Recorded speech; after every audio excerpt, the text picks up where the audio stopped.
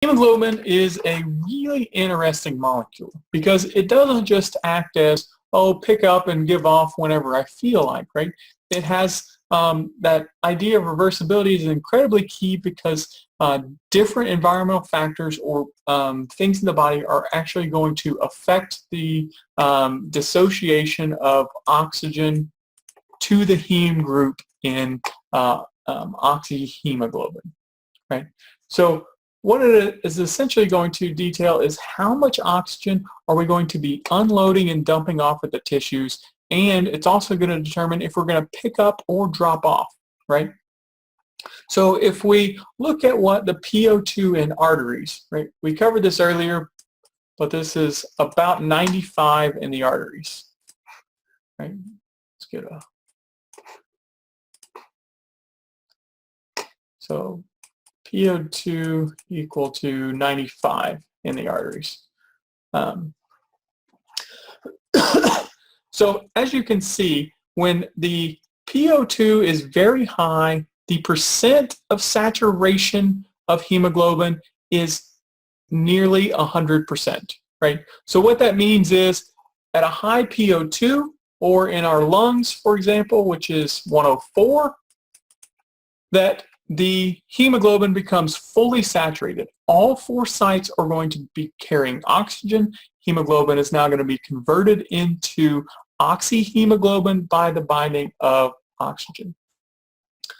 So this is important. It's also important to note that maybe if we have some type of disorder, some type of VQ mismatch, as we talked about in the last lab, is, you know, if we're not getting adequate ventilation, maybe our PO2s are low or we're getting low blood flow, what are we going to pick up? So you'll notice that this curve is actually very flat at the top, right? We have a near plateau. So this is interesting that even if we have low ventilation, that we still get very high oxyhemoglobin saturation. In fact, clinically, anything below 80 is considered very severe and requires medical attention. And so you can see that to get below 80, the PO2 in the lungs would have to be around 50. Right? At that point, if we were getting that low of ventilation, then our VQ mismatch would be that low, then we would no longer be able to adequately saturate hemoglobin, right? So that's really important, right? It doesn't take a very high PO2 to saturate.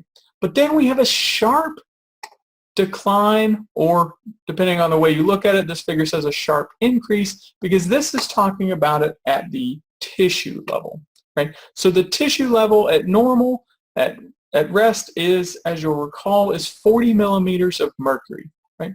So we can look at this value and say that that at a PO2 of 40, we actually drop off about 25% of the oxygen in our blood into the tissue, specifically as we talk about exercise and metabolism, talking about muscle usually, right? So again, once the PO2 drops, then that affinity for hemoglobin and oxygen is going to decrease, right? When it decreases, then that reversibility comes into play and it will give off oxygen. So again, to review, at the lung, very high PO2 equals formation of oxyhemoglobin, or loading, again, 95 to 104. So we load at almost 100%, and then at tissues, low PO2s of 40, that causes us to then release oxygen to the tissues. So the next important thing that we'll talk about is what happens in exercise, right? So here's normal. Again, we'll dump off about 25% of our oxygen into our tissues at rest. The PO2 at rest in tissues is about 40. So again, as we move from arterial to venous, the PO2 is going to decrease. We're going to dump oxygen, converting from oxyhemoglobin to deoxyhemoglobin. That is, again, we can say it dissociates, right? If we look at the difference between PO2, arterial, and venous PO2, we'll see that exercise has a very large effect, right? We've talked about this in the cardiovascular. Arterial PO2 is not going to change for most people, right? So we're able to keep that PO2 at the lungs. This is, again, kind of an average of the lungs and the arteries. Then our arterial content isn't going to change because our arterial PO2 is the same. So we're going to dump and fully saturate all of our hemoglobin here. However, our venous PO2 is going to be much different, right? So in this case, our muscles during exercise are consuming lots of oxygen. We're taking lots of oxygen, therefore the partial pressure that oxygen is exhibiting is much lower because there's just much less oxygen. Less oxygen, less PO2, right?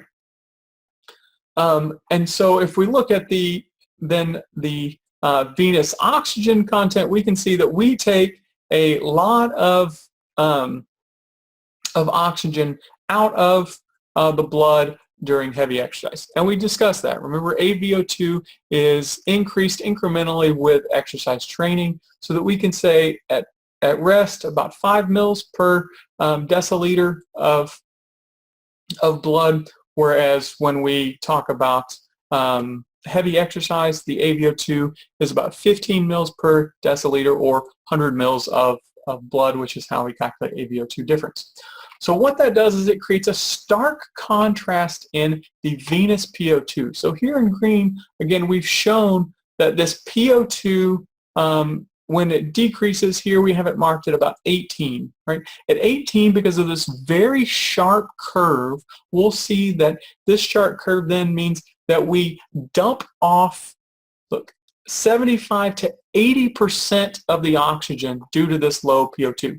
Remember, at rest, we only dump off 25% of the oxygen leaves the bound hemoglobin and goes into the tissue. At heavy exercise in the muscle, because of this stark decrease in PO2 due to oxygen consumption, we now have a PO2 of about 18 to 20, which means the sharp curve says that we're going to dump almost all, about 75% is unloaded during heavy exercise to provide more oxygen to working tissues. So that's one important feature. This nice curve dictates that as PO2 differences increase, as we increase that difference in change, oxyhemoglobin is going to dissociate, dump more oxygen, and become deoxyhemoglobin. So that's one way. So as we have discussed, one of the byproducts of metabolism is altering the pH in muscle. This is another way that we can affect this oxyhemoglobin dissociation curve, right? We'll just say this, with a decrease in pH or high acidity, we decrease the affinity of oxygen to hemoglobin. Hemoglobin wants to give off more oxygen. If we look at this curve, our normal pH in muscle is 7.4. Okay. As we continue to work out, we produce hydrogen ions. There's also some other acids that we're going to discuss in the future that drive pH down. We become more acidic, which takes our pH from 7.4 to 7.2. Right? So what does this do to the percent of oxygen bound to hemoglobin? Right? So if we take numbers, as we talked about earlier, we'll take numbers from the previous slide. We did 18% earlier, but we'll do 20% here. So if we draw a line up from 20%, I am not the world's best artist here, especially not with a mouse. Right? So again, during heavy exercise, our AVO2 difference goes up. We're consuming lots of oxygen. Partial pressure goes way down from resting values of 40 to exercising values of 18 to 20. So here we're going to use 20. So if we look at this curve, at a PO2 of 20, we'll see that there is the dissociation curve states that only about 33% of oxygen bound to hemoglobin will remain, the rest will dissociate, right? So in this situation, normal rest, a PO2 of 20, we can say that 66% of O2 goes to muscle. Okay? But let's look at, because hemoglobin is an enzyme, just because it's an enzyme and a protein, it is affected by both acidity and, as we'll see next, temperature. When when acidity affects it, it actually decreases the affinity of oxygen, which is beneficial, right? So here we can draw our line here, and we can say that at heavy exercise, the affinity for oxygen bound goes down. Therefore, we release more into the blood or into the muscle tissue for oxygen consumption. So we'll now see here that only about 24% of oxygen remains bound to hemoglobin. The rest is given off. So in this situation, 76% of oxygen, due to the pH's effect on hemoglobin, is given off, dissociated into, and able to be transported into the muscle to be used for oxidative metabolism. We call this the Bohr effect, and it is a very strong influential way that we can get more oxygen to our muscles in times of need. Temperature also, or before we move on, I'll just say this. The opposite change in pH will have the exact opposite effect, right? So if we have a leftward shift, if we become more basic, which doesn't really happen at least in muscle physiology, then oxygen actually becomes tighter, more tightly bound. Therefore, for any given partial pressure of oxygen, less oxygen will dissociate. The exact opposite of what we see with exercise and muscle. If we look at what happens with temperature, in general, the more we work out, again, our energy systems are an inefficient process, so we don't use all the ATP that we generate for muscle. For movement, we also create heat, right? So our muscle tissue, average body temperature is about 37 degrees Celsius. As we exercise, it can approach anywhere between 40, or in this extreme example, 42 degrees Celsius in the muscle temperature, right? So blood temperature causes, again, a rightward shift. So if we increase temperature, we see a right shift in this, right? So again, similar to pH, a right shift says that for any given PO2, we will actually release more oxygen into the blood. More oxygen will be dissociated, and the percent saturation will be less. And of course, the opposite happens, right? At lower temperatures, it will give off less oxygen. More oxygen will remain bound to hemoglobin at that time. And you may say, well, does this affect anything in the lungs if we're changing pH or temperature or anything like that? Remember that this curve plateaus very high up here. So even a rightward shift, we're still going to have very, very good transport and saturation level at the lungs, even if we have any type of these effects. Again, just because of the S shape of this curve. Plateau up here says we got no problems. We can saturate fully in the lungs really easily. These are more affected by these steep slopes during exercise. So the last part that we'll look at is myoglobin. Myoglobin is the oxygen-bound protein in skeletal and cardiac muscle. So this is actually how we transport oxygen that gets from the hemoglobin into skeletal muscle, and then from the muscle into the mitochondria, so that it can act as the final electron acceptor in the electron transport chain. Right? It is also the reason that it gives off a bright red color. Right? Myoglobin, when bound to oxygen, becomes higher color in red. It has a much higher affinity for oxygen than hemoglobin, even at a low partial pressure of oxygen. So what we see here is a leftward shift in myoglobin compared to hemoglobin, right? It means it wants to bind oxygen much more. And this makes exactly sense from a physiological perspective, or at least I hope it does, in that you want hemoglobin to dump oxygen, and you want myoglobin to grab oxygen from hemoglobin, right? So it has to have a higher affinity for oxygen than hemoglobin in order to grab it away, right? We're only going to move from higher partial pressures to lower partial pressures, and so myoglobin is going to grab it, right? This allows myoglobin to store oxygen and even reserve it in periods of time from rest, right? We talked about low muscle oxygen levels when we discussed EPOC. This is the idea, is that myoglobin binds oxygen and we can replenish those stores. So again, must be recovered, as we talked about in class with EPOC during that oxygen deficit. If we look at fiber type specific, type 1 muscle fibers, of course, more oxidative, are going to have more hemoglobin than type 2A and type 2X fibers. which again is what gives them those redder colors.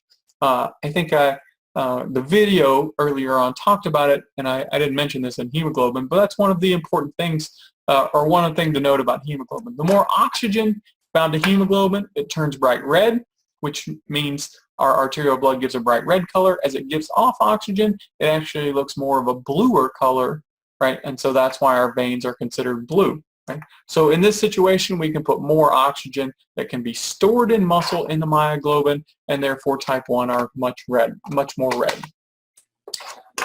So we spent a lot of time talking about oxygen, but the other important factor of the pulmonary system is the ability to transport carbon dioxide out of tissues and then into the lungs where it is expired and gotten rid of as waste.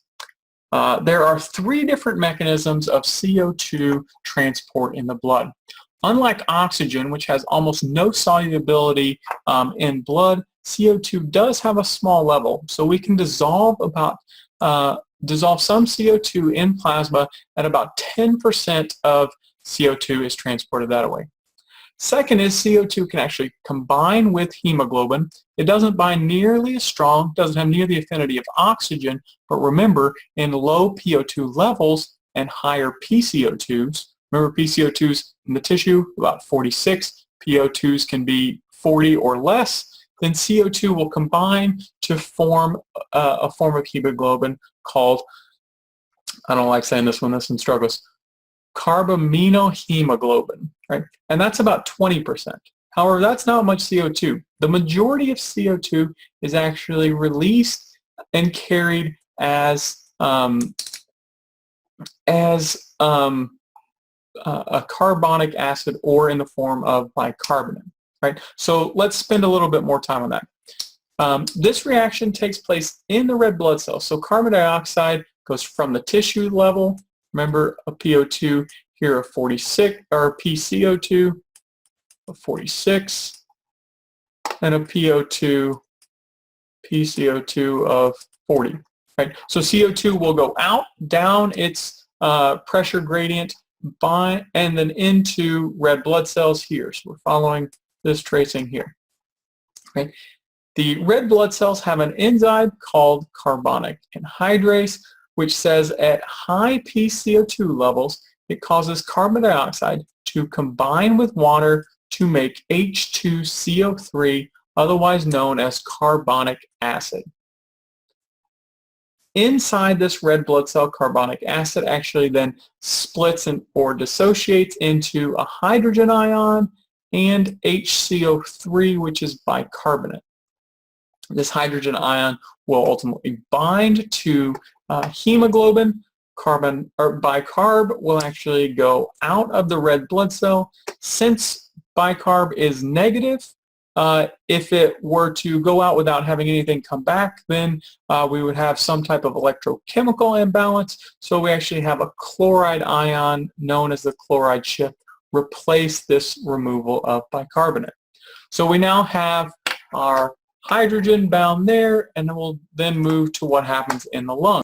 So when blood reaches the lungs, the PCO2, sorry, there's a typo, the PCO2 is greater in the red blood cells. So we have several different factors. One, again, our normally stored CO2 just goes out. We have about 10% in our plasma, about 20% here bound as carbaminohemoglobin.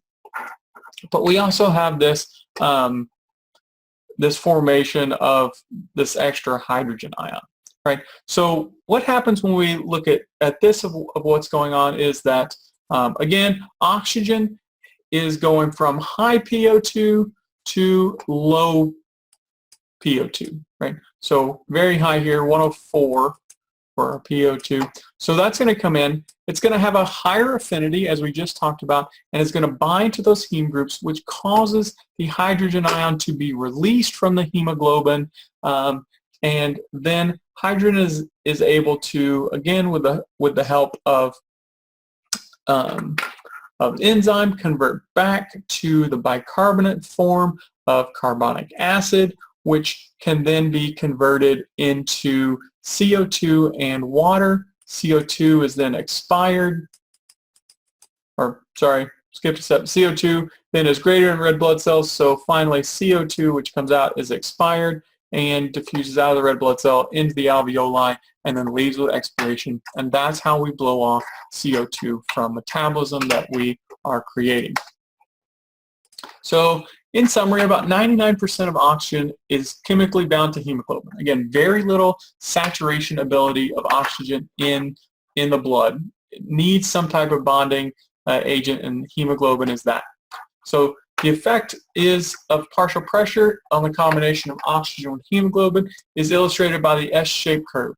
Remember, so it doesn't take a really high PO2 to fully saturate oxygen, and then it's very steep in the partial pressure seen at tissue. So at 40, we give off about 25%, but in times of high oxygen needs, where PO2 decreases even more, it dumps large percentages, 75 to 80% of its oxygen there.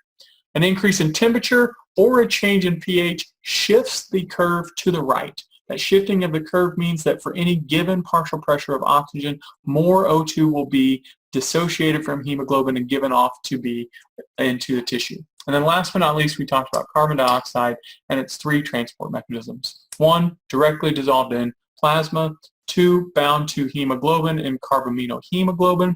But 70% is essentially formed through bicarbonate, right? Where bicarbonate is formed, we then transport a hydrogen molecule that we then was in that bicarbonate all the way to the lungs. We then release that. When oxygen binds, that hydrogen becomes bicarbonate again. Reverse reaction then takes place of converting it back to CO2 and water and blowing off CO2 in that effect. So that ends this module, and then tomorrow we'll talk about this in response to exercise.